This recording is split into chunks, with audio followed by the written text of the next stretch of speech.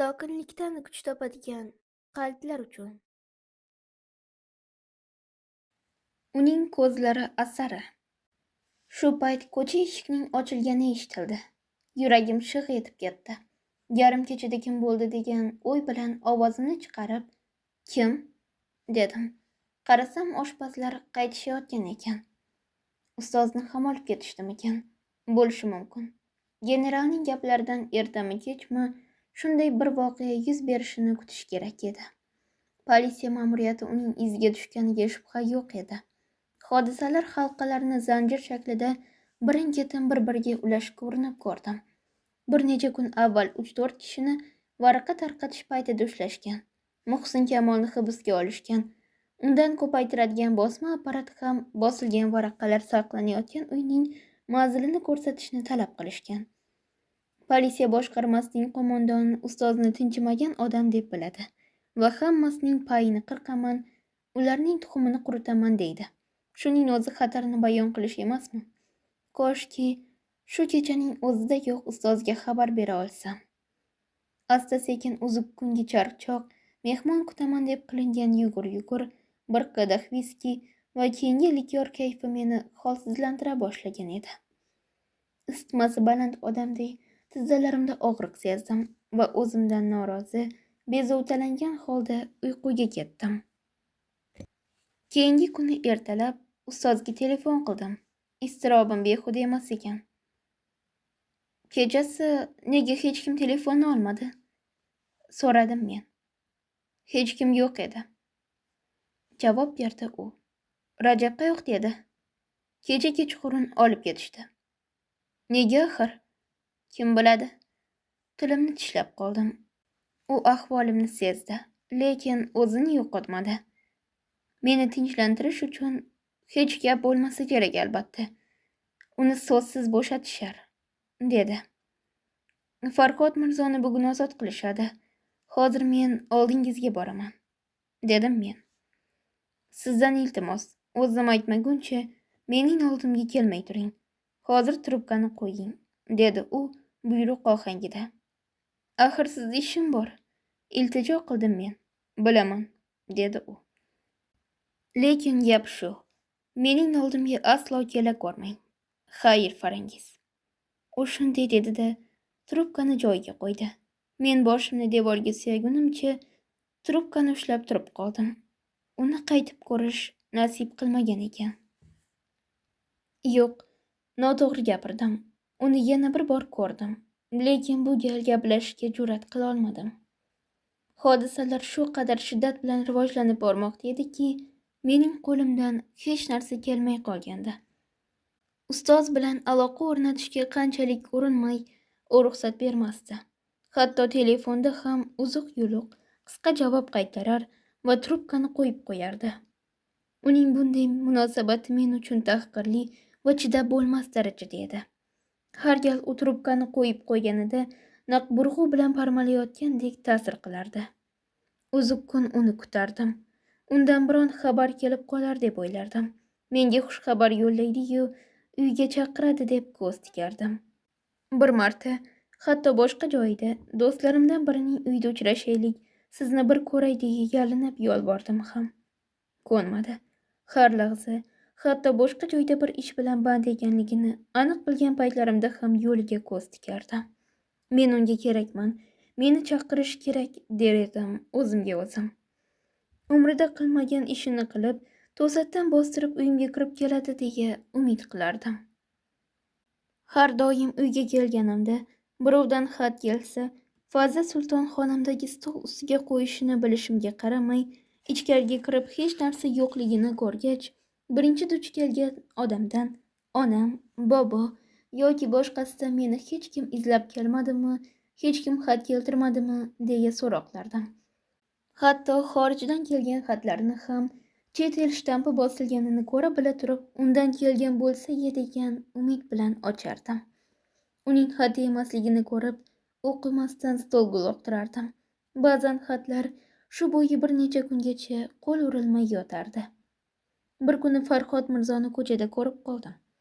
Uni ustoz chizgan rasmdan, mo'ylovidan tanidim. Uning yo'lini to'sib, Ustozning hol ahvolini so'radim. U menga quruqqina istar istamas "Men sizni tanimayman" dedi. "Men sizni taniyman. Siz Farhod Mirzosiz. Asl ismingiz Muhsinkamol." "Yanglishasiz, xonim. Men Farhod Mirzo emasman", deb javob berdi u. "Men sizdan faqat bir narsani, oxiri gapni bo'shatishdimi yo'qmi, shuni bilmoqchi edim", dedim men. "Xonim, yanglishyapsiz", yana qaytardi u. "Men sizni ham, og'ir Rajabni ham tanimayman." Mening jonim halqumga keldi. Unga yeb qo'ygudek qarab qo'ydim-u, bir og'iz uzr so'rash yoki xayrlashishni ham ravo ko'rmay, burilib o'z yo'limga ravona bo'ldim. "Yuragi yo'q, mishiqi bola", dedim o'zimcha. "Seni qutqarsam-u, sen endi men bilan gaplashishga cho'chib o'tiribsan-a?" Bir oy intizorlikda qarov kunlarni boshdan kechirdim. Ana shu muddat ichida mash'um boyqush yuragimga chang solib mijg'iladi. Undan qutulishga qanchalik urinsam, u qonli changallarini shunchalik yuragimga chuqurroq botirardi. 2-3 marta telefon qildim. Bir kuni notanish ovoz "Ustoz uyda yo'qlar", deb javob berdi. Keyingi telefon qilganlarimda trubkani olgan odam ovozimni eshitishi bilan joyiga qo'yib qo'yardi. Bilasizmi, toligim shumligi nima deydi? Uning bunday g'ayriinsoniy munosabatini nimaga yo'yishni bilmasligim deydi. Bilmadim, mendan ko'ngli qolganmidi? Oxirgi suhbatimizni xayolimdan o'tkazdim. "Farangiz, azizam, sendan Farhod Mirzoni qutqarishni so'rayman. Har qanday yo'l bilan uni qutqarishing kerak. Bo'lmasa, uni o'ldirishadi. U og'zidan bir gap chiqadigan odam emas. Uni qiynab o'ldirishadi", degandi. "Har qanday yo'l bilan hamma?" so'ragandim men. U javob bermagach, aniqroq qilib, "Hatto o'zimni bir umrga sotishga to'g'ri kelsa hamma", deganimda u "Bunchalik qimmatga emas", degandi. Ustoz do'stini qutqarish uchun meni politsiya boshqarmasining qo'mondoni oldiga yuborishga ham tayyor edi. Lekin hozir o'ziga xatar tug'ilib, hayoti qir ustida turganida meni ko'rgisi kelmasdi. Nima xayolga bordi ekan? Faqat meni deb o'zini sotmoqchi, yo azbaroyi qo'rqqanidan o'zini politsiya boshqarmasi qo'mondoni og'ushiga tashlamoqchi degan o'yni o'yladimikan?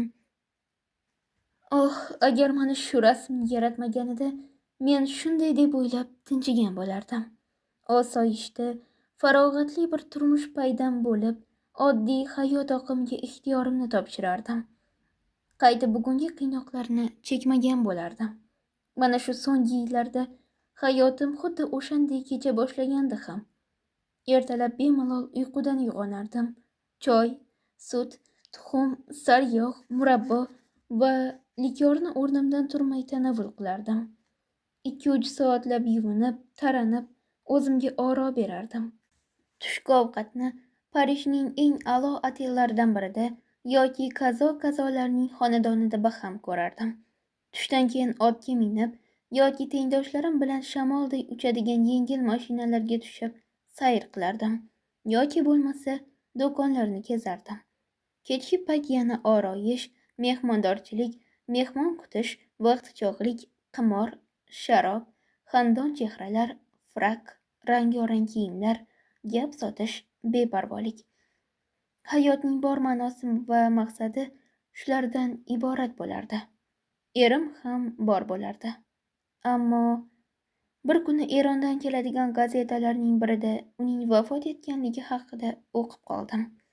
Sal keyinroq esa Germaniyada chop etilgan jurnallardan birida ustozning mana shu eng so'nggi rasmini mana shu la'nati ko'zlari bilan ko'rib qoldim. Undan keyin nima bo'lganini esa mana o'zingiz ko'rib turibsiz. Keling, oxirini ham aytib, bir yo'lda tugatib qo'ya qolay. Siz o'ta sabr-toqatli odam ekansiz.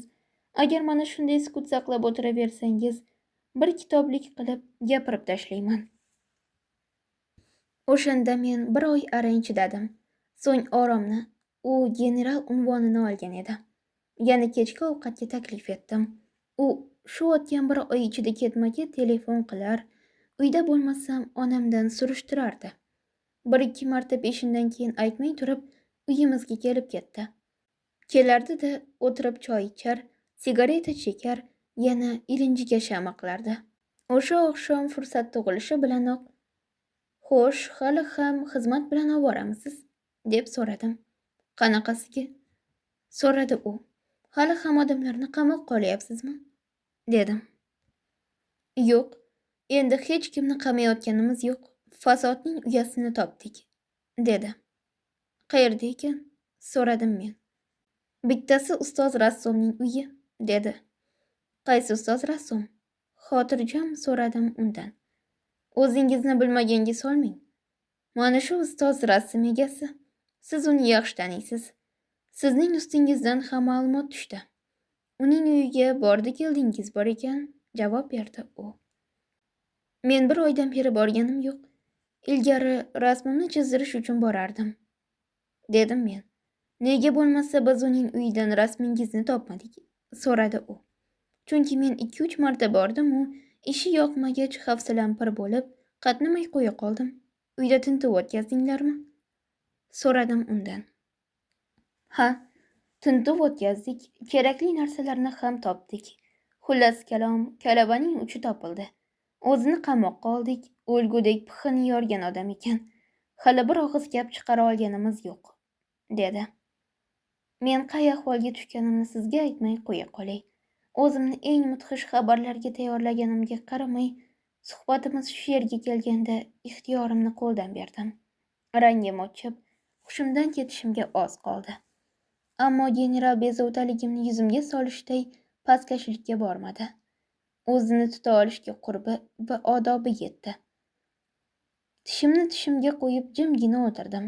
Sigareta chekdim, likyor va qahva ichdim. Gapining davomiga quloq soldim. "Biz uni sayratamiz hali. Biroq endi uni gapirtirishga hojat qolmadi. Faqat Parijdan va Berlindan oladigan xatlarini kim yozganini aytsa bas. Undan so'ng u bilan ishimiz bo'lmaydi." "Uni qiynoqqa ham solasizlarmi?" so'radim men. "Majburmiz. Shunday qilmasak, undan biron narsa undirish qiyin", dedi. "O'lib qolsa-chi?" dedim. "Bizning aybimiznimi? Aytsin-da qutulsin. To'g'risini aytsam agar, o'shanda ham qutulmaydi. Negaki A'lo Hazrat Humoyinning bu voqeadan shunchalik g'azabi qo'ziganki, endi ta'bi muboraklarini hech bir narsa bilan tinchlantirib bo'lmaydi", dedi. "O'ldirishadimi?" so'radim men. "Jazosi ham shu-da", dedi u. "Naqadar yovuz odamsizlar", dedim. Indamadi. Bu gapim unga yoqmadi. Men bu gapni kulib turib aytgandim. Ammo soxta kulgimni o'rniga qo'ya olmadim shekilli. Gapimning tagidagi haqiqat generalni ranjitdi. Suhbat mavzusini o'zgartirdik.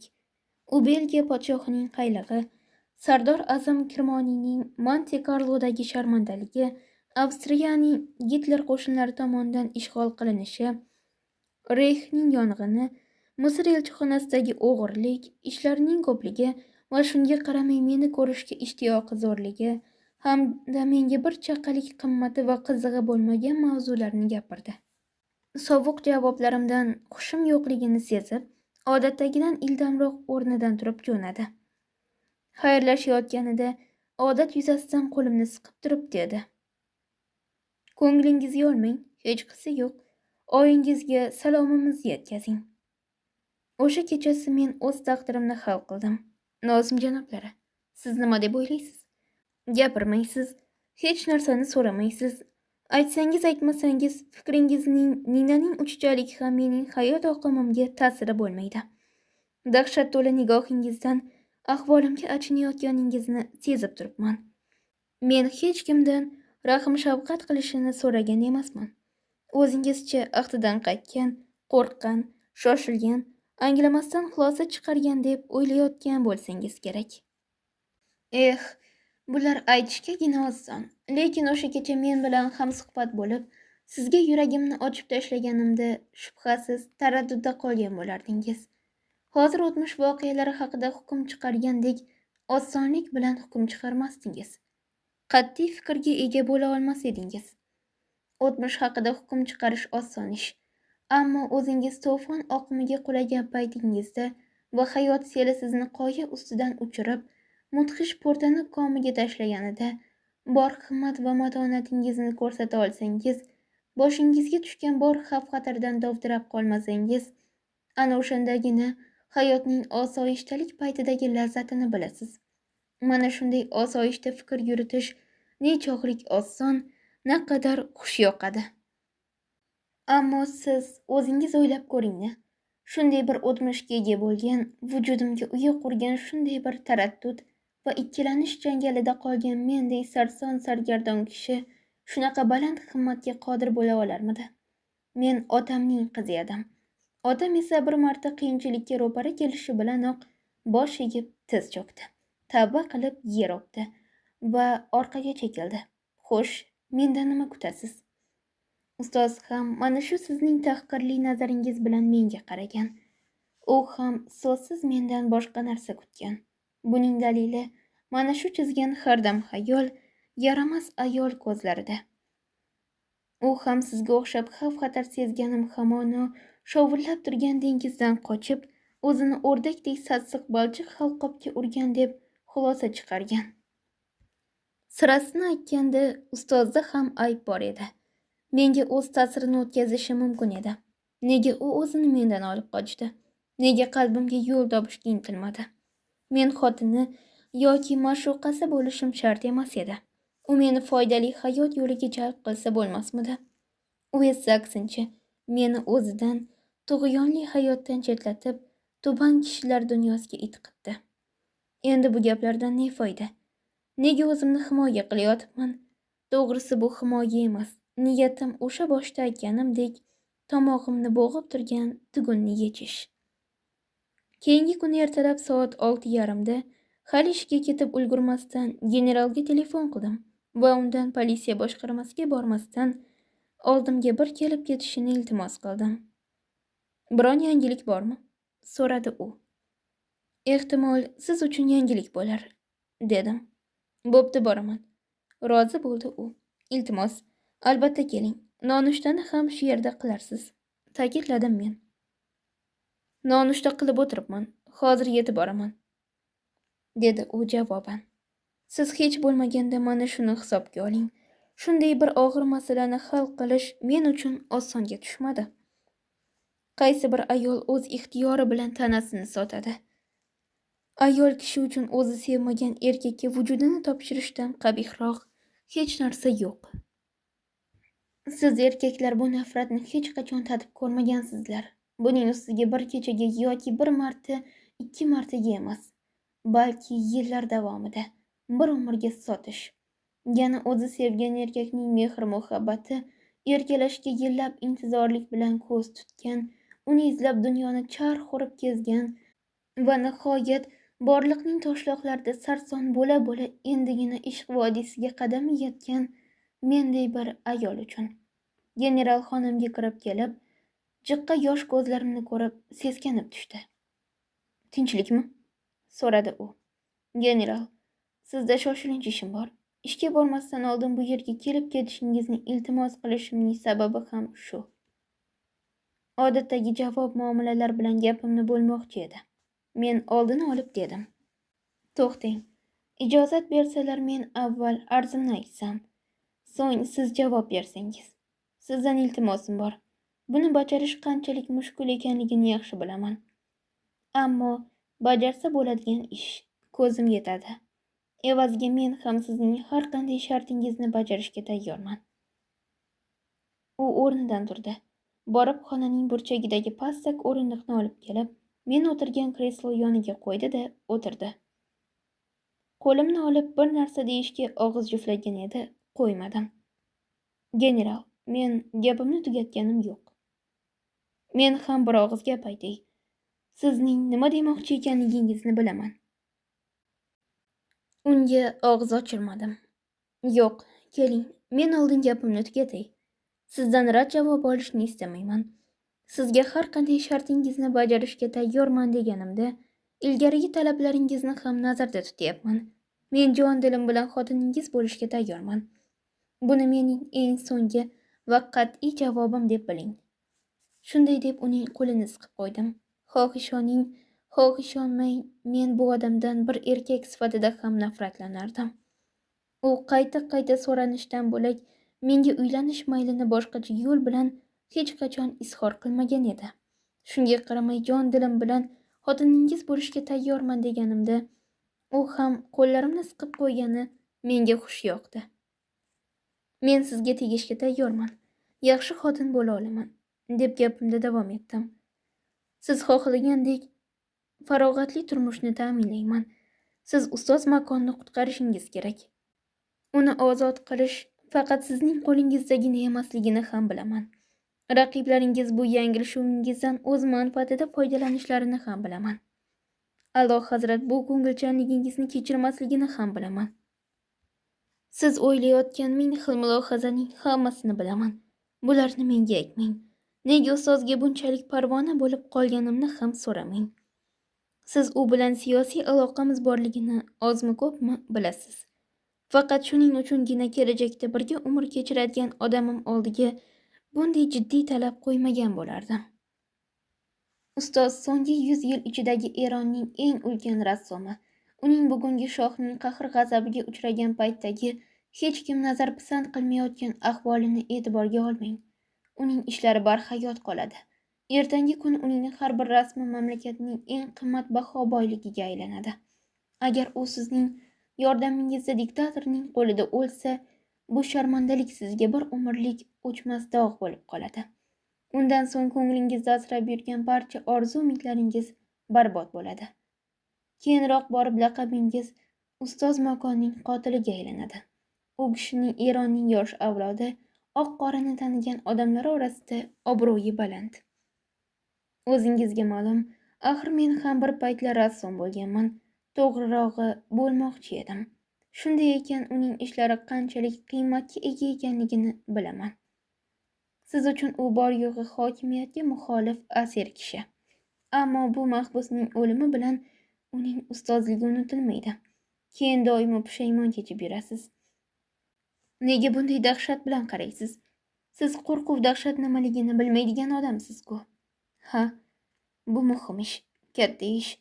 Lekin yuksak g'oyalarga erishishingizga g'ov bo'lib turgan dushmaningizga albatta zarba beraman deb tinmay aytib yurgan siz emasmidingiz? Hozir eng qulay fursat keldi. Ustozning shuhrati butun dunyoga taralgan. Zarur ishlaringizni bir yoqlik qiling-da, o'zingizni kasallikka soling. Sotadiganingizni soting-da, qo'lingizda bor naqd pullaringizni xorijga o'tkazing. Undan so'ng ustozni ozod qiling. Uning Erondan qochishiga hamma shart-sharoitini yaratib bering. Keyin biz ham Yevropaga safarga jo'naymiz. Erondan chetga chiqishimiz bilanoq Parijdami, Londondami, qayerda xohlasangiz sizga bir matbuot konferensiyasi tashkil qilishdan osoni yo'q. Butun dunyo muxbirlarini yig'asiz-da, politsiya boshqarmasining bosh qo'mondoni bo'lganingizni aytasiz. Direktor sizga insonlik burchingizga to'g'ri kelmaydigan topshiriqlar berganini, xullas bilgan hamma narsalaringizni gapirib berasiz. Sizga ma'lum bo'lgan va hokimiyat asosini zilzilaga keltiradigan sirlarni fosh etasiz. Eronning ichki ishlariga inglizlarning aralashayotganini ochib tashlaysiz. Nimadan qo'rqasiz? Inglizlar ham har doim hozirgidek janob va vali ne'matligicha qolishmaydi. Ikkinchi tomondan, ayniqsa Gitlerchi davlat rahbarlari Eronga yo'l topganidan unchalik xursand bo'lmagan inglizlarning o'zi ham hozirgi paytdagi bu jasoratingizni hisobga olishlari aniq. Siz jurnalistlarga shimoliy viloyatlardagi yer egalarining gumashtalari, bechora xalqqa o'tkazayotgan zulm-sitamdan, davlat kishilarining o'g'riligi va zo'ravonligidan, diktatorlik rejimining kishilarga ko'rsatayotgan tazyiqidan va bu mamlakatda hukm surayotgan qonli istibdoddan so'zlang. Qo'lingizda bor dalillardan foydalanib, Eronning adolat o'rnatish idoralari zo'ravonlik, mushtumzo'rlik va talonchilik vositasidan bo'lak hech narsa emasligini isbotlab bering. Bularni siz yaxshi bilasiz. Mening o'rgatishimga hojat yo'q. Kulmang. Men sizning foydangizni o'ylab aytyapman. Siz ularga ustoz rassomni davlat siyosatiga qarshi chiqishda ayblab, qamoqqa olganingizni va mavjud qonunlarga asoslanib u bilan muomala qilmoqchi bo'lganingizni lekin shoh sizdan uni qatl etishni talab qilganini aytasiz. Sizdan ilgari o'tgan politsiya boshliqlari, vazirlar va boshqa davlat arboblarini qamoqda zaharlab, bo'g'ib o'ldirishganini, siz esa bunday jinoyatga qo'l urishdan bosh tortganingiz uchun Erondan qochishdan boshqa bo'lak chorangiz qolmaganini, bu yerda Yevropada zulm istibdodga qarshi kurashishday insoniy burchingizni davom ettirmoqchi bo'lganingizni ayting. Siz orzu qilgan zarba mana shu. Bundan ham qulayroq fursat kelmaydi. Axir siz bu mamlakatda yuksak unvon va mansab egasi bo'lishni istamaysizmi? Eronda mavjud bo'lgan kuchli senzuraga qaramay, bir payt kelib bu gaplar Eron xalqining qulog'iga yetib borsa, kelajakda sizga qanchalik manfaat keltirishini tasavvur qilib ko'rdingizmi hech? Qilmagan bo'lsangiz, bir nafas tasavvur qiling. O'z erki uchun kurashayotgan Eron xalqi bu jasoratingizni yuksak baholashi mumkin. Kulmang. Sizning odamlardan hech qanday umid qilmasligingizni bilaman. Xalq, ozodlik uchun kurash, harakat, millat, iroda, qarshilik ko'rsatish kabi so'zlar me'dangizga urib ketganini va bularni maynavozchilik deb hisoblashingizni bilaman. Balki bugungi kunda siz o'ylaganingizdaydir. Ammo shu bugunning o'zida xalqning orasida ustoz va Anavi Muhsin Kamolga o'xshagan qancha qiynoqqa solganingiz bilan cho'q etmaydiganlar bor. Siz o'zingiz Berlinda tanishgan yoshlarni hurmat bilan tilga olib, menga gapirib bergansiz. Undaylar Eronda ham bor, Yevropada ham sizni kuzatib yurishadi. Bu kelajakni ko'zlab jamg'argan eng katta boylik ekanligini bilasizmi o'zi? Siz Eron xalqi abadiy hozirgidek karaxt, qotib qolgan holicha turaveradi deb o'ylamang. Axir 1-2 yil o'tmay jahon urushi alanga oladi. Ana o'shanda arzimagan shovqin suron bu dargohni ostin-ustun qiladi deb o'zingiz aytib turibsiz. Bu nafasini siqib turgan qopqoq olindi ham deylik. Ana o'shanda xuddi mana shu masjid, maktablar teshik tirqishidan, xuddi mana shu ityaloqi, kulvatcha deputatlar orasidan sizga hozir ikki bukilib ta'zim qiladigan mana shu qozi quzotlar orasida, mana shu kalta fahmlar, xizmatkorlar, qishloqlar orasidan ayyuhannos solib dunyoni buzadigan kishilar chiqadi. Ular siz ko'targan bayroq ostida ko'kragini qalqon qilib, mana shu qarg'ish tekkan hokimiyat asoslarini qo'porib tashlash yo'lida jonini jabborga berishadi. Bular halitdanoq sizni kuzatib yurishibdi.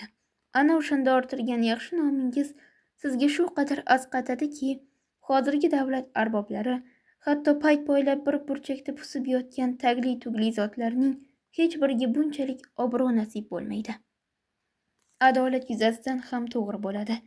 Shunday bo'lishi kerak. Hamda negaki ularning hech qaysisi sizchalik jur'at va jasorat ko'rsatib diktatorni daf qilgan emas. Shu tarzda u bilan 1 soat gaplashdim. Uning izzat nafsini qitiqladim. Gapimni bo'lishga harakat qilsa, og'izni ochirishga qo'ymadim. Yangi dalil isbot keltirdim. Ba'zan kulgusi qistar, ba'zan tab tortmayotgan fikrlarimga tahsin o'qir, bir muddat o'yga cho'mib, ro'y berishi mumkin bo'lgan voqealarni ko'z oldiga keltirardi. Ustozni qochirish qo'lidan kelmasligini, uni qamoqdan chiqarib surgunga jo'natishi mumkinligini aytdi. Men rozi bo'ldim. Bu eng so'nggi jon asrash yo'li edi. Bu hayotimda uchratgan yakka yolg'iz sevgilimga najot berish uchun eng oxirgi vosita edi. Endi boshqa choram yo'q edi.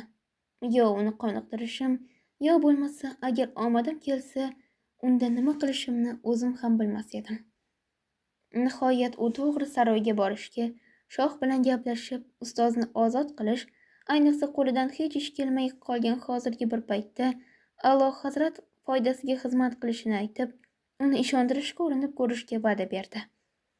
Shuningdek, shohga makonning oq qorini tanigan kishilar orasida obro' e'tibori kuchli ekanligini, hozirgi davrning ko'zga ko'ringan kishilari uni tanishini, uning qamoqqa olinishi norozilik tug'dirganini, o'ldirilishi esa chet elda ham shov-shuv ko'tarishiga sabab bo'lishini, shuning uchun masalaning siyosiy tomoni nazarga olinsa, ma'qulroq bo'lishini aytadigan bo'ldi.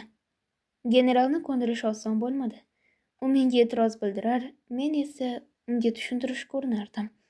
Qizig'i shundaki, Aytgan gaplarimga o'zim ham ishonmasdim. Xudododdan o'rgangan gaplarimni unga takrorlardim. Orom menga e'tiroz bildirgan ohangda, yaxshi, boringki rejamiz amalga oshib, biz dunyo gazetalariga shunday xabar berdik deylik. U holda shohning ustozga nisbatan g'azabi ortib, uni yo'q qilishi aniq, dedi. Oldiniga nima javob berishimni bilmay dovdirab qoldim. Negaki gapida jon bor edi. Lekin ungacha kim bor, kim yo'q deb o'yladim o'zimcha. Hozircha ustozni qiynoq va o'limdan qutqarish zarur edi. Ertaga nima bo'lishini kim biladi deysiz?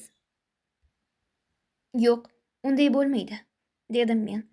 Agar siz uni zaharlashga buyruq berishganda, bu jinoyatni zimmaga olishga ko'nmadim desangiz, uni o'ldirisha olmaydi. Negaki chindan ham gapingiz to'g'ri bo'lib chiqadi. Ana shuning uchun ham ustozning jonini saqlab qolishadi. Lekiniga uni Erondan qochira olsangiz, qanday yaxshi bo'lardi. Har qancha urinsam ham ustozni qamoqdan qochirishni bo'yniga olmadi. Hatto uni ozod qilish maqsadga muvofiq emas derdi. O'ziga nisbatan shubha tug'ilishiga ishonchi komil edi. Ayniqsa Berlinda diktatorlik rejimiga muxoliflar bilan uchrashgani haqida uning ustidan shohga yozishganlaridan keyin ustozni qamoqdan bo'shatishning sira imkoni yo'q deb hisoblardi. Faqat uni Xuroson shaharlarining biriga jo'natishga ko'ndi va shu niyatda mening oldimdan to'g'ri darborga yo'l oldi. Men uyda kutadigan bo'ldim. Politsiya idorasiga qaytishi bilan menga telefon qiladigan, so'ng men ishxonasiga borib natijasini biladigan bo'ldim. Xayrlashuv paytida qo'limni o'pdi. Lablarimdan o'pmoqchi edi, yuzimni bo'rdim. Shundan so'ng o'ng yuzimdan o'pdi. Nihoyat ustozni kalotga surgun qilishdi. Yoniga bir ofitser va ikkita siyosiy idora xodimini qo'shib jo'natishdi. Undan so'ng nima bo'lganidan xabarim yo'q. Notanish ayol jim qoldi. U chap tirsagini stolga qo'yib, qo'li bilan peshonasidan tutib, ko'zlarini yumgancha boshni sarak-sarak qilib o'tirardi.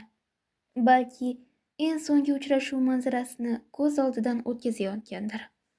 Nega so'nggi marta u bilan ko'rishga jur'at qila olmaganini juda bilgim kelardi. Nazarimda bu ayol ehtirom va rahm-shafqatga loyiq edi.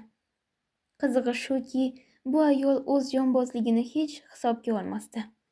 Ustozni deb hayotida ko'rsatgan eng katta fidokorliklaridan xijolat chekayotgandek edi. Men rasmdagi ko'zlarga qaradim. So'ng qarshimda o'tirgan ayolning ko'zlariga nazar tashladim. Bu ko'zlarda hech qanday sir yo'q edi. Ustoz uni tushunmagandi. Uni gapga solish uchun dedim. O'sha rejangiz amalga oshganini bilaman.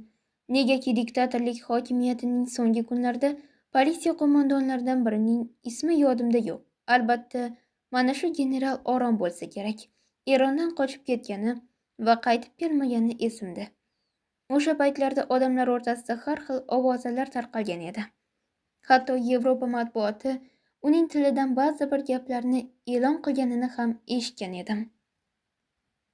Indamadi. Gapimni eshitgan bo'lsa ham chehrasidan hech bir o'zgarish asarini anglab bo'lmasdi. Qayta savolga tutishga majbur bo'ldim.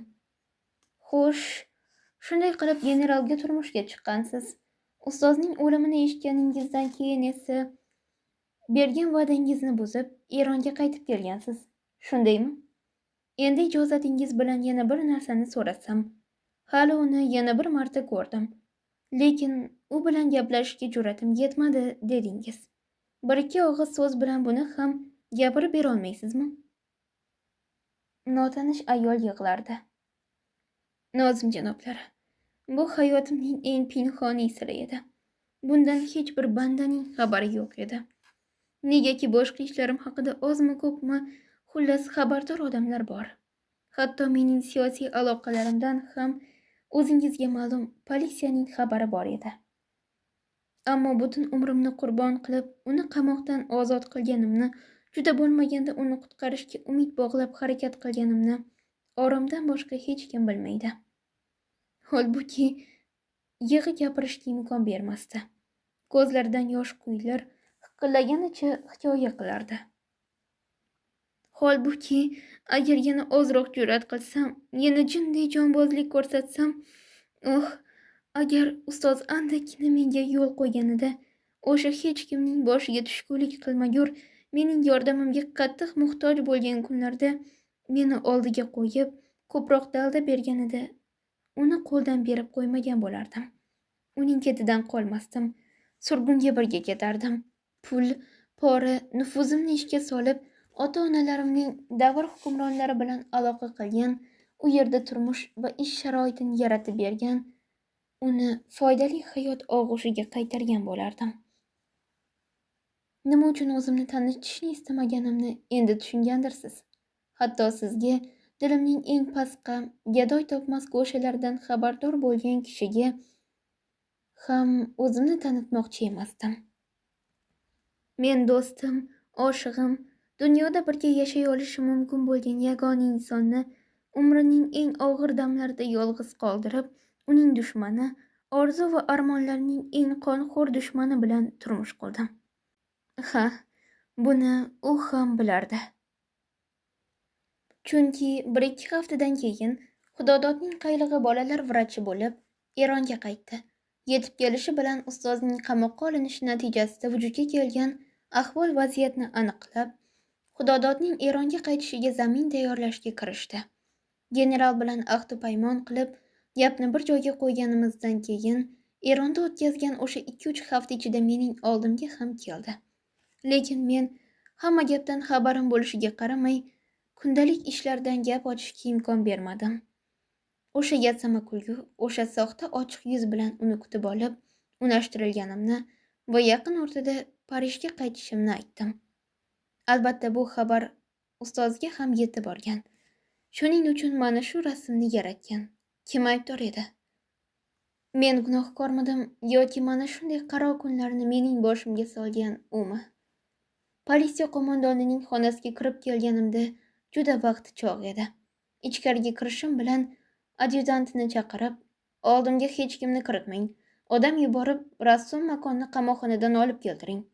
O'zim chaqirmagunimcha kutib tursin, dedi. Adyutant chiqib ketgach, stol ortidan turib mening oldimga keldi. Qo'limdan tutdi-da, iltimosingizni bajo keltirdim. Uni bugunoq kalotga jo'nataman, dedi. Og'ir bo'ldimi? So'radim men. Og'iri bugundan boshlandi. Hammasi oldinda. Yana 2 oydan so'ng safarga tayyor bo'laman. Siz nima qilmoqchisiz? Mana, pasportimni oling. Shu kunlarda Parijga jo'namoqchiman. Nikoh marosimini qayerda o'tkazamiz? Nikohni shu yerda, ortiqcha shov-shuvsiz o'tkazamiz. Onam ham bo'lgani ma'qul. Juda yaxshi. Ustoz hozir shu yerga keladimi? Ko'rishni istaysizmi? Yo'q, unda hech qanday ishim yo'q. Agar istasangiz u bilan tanho gaplashishingiz mumkin. Qabulxonani bo'shatib beraman. Birga o'tirib xohlaganinglarcha yana fitna uyushtiringlar. Men o'zimni bardam tutardim. Yasama kulgularim, chaqnagan ko'zlarim uni sehrlab qo'ygandi. Unda chindan ham makonni ko'rishga mayli yo'q degan tasavvur hosil bo'lgan edi. Men xoxolab kulib turib, "Yo'q, general, men endi sizning xotiningizman va nomahram erkak bilan yolg'iz o'tirib gaplashishni hech ham istamayman", dedim. Ehtimol, u bilan 1-2 og'iz gaplashib, uni siz qutqarganingizni aytishingiz kerakdir, dedi u. Aslo, uning ozod bo'lishida sizning yordamingiz bilan mening qo'lim borligini bilsa, qaytadan o'zini qamoqqa tashlaydi. Istasangiz men uchini chiqarib qo'yaman, dedi u. Aslo bunday qila ko'rmang. Jon holatda e'tiroz bildirdim. Sizdan iltimos, unga ozor bermang. Uning ko'nglini ko'taring. Shohona afga musharraf bo'ldingiz.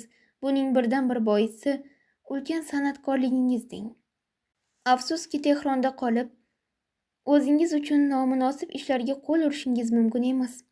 Shuning uchun biroz vaqt Tehrondan nariroqda bo'lishingiz kerak. Bu teraklar kesilib, to'nkalari qazilgach, yana uyga qaytib, ishlaringizni boshlab olishingiz mumkin deng. Xizmatkori ham birga ketadimi?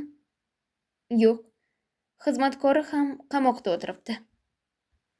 Uni qamoqdan bo'shatmaysizmi? Har ikkalasini bo'shataman, lekin xizmatkorini u bilan birga yubormayman. Shu payt adyutant ichkariga kirib, "Janob oliylar, mahbus shu yerda", dedi. "Qabulxonani bo'shating, men u bilan o'sha yerda gaplashmoqchiman", dedi general. Bahonadan chiqdi. Uning ovozini eshitib o'tirardim. Men uning oldiga chiqib, yolg'iz unigina deb eng oson ishga qo'l urganimni va faqat o'zi-yu shaxsiy ehtiyojlaridan boshqa muqaddas narsasi bo'lmagan xudbin erkakning og'ushiga o'zimni tashlayotganimni aytishim mumkinmidi? Yo'q, menda bunday jur'at yo'q edi. Men nima uchun shunday qarorga kelganimni aytishni istamasdim. Politsiya qo'mondoni qo'shni xonada u bilan chorak soat suhbatlashdi. Men o'zimni xuddi qo'lga tushganday, uning o'rniga meni qamoqqa tashlashadiganday his etardim.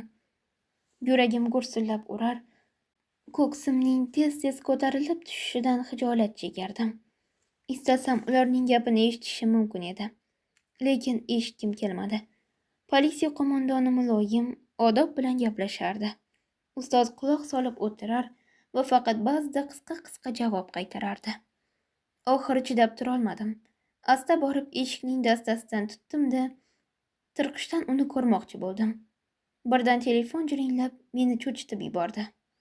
Qaytib borib joyimga o'tirdim. General osoyishta, kulimsiragan qiyofada xonasiga qaytib keldi. Trubkani ko'tarib, qisqa javob berdi-da, qo'limdan tutib deraza oldiga olib bordi. "Keling, bir ko'ring."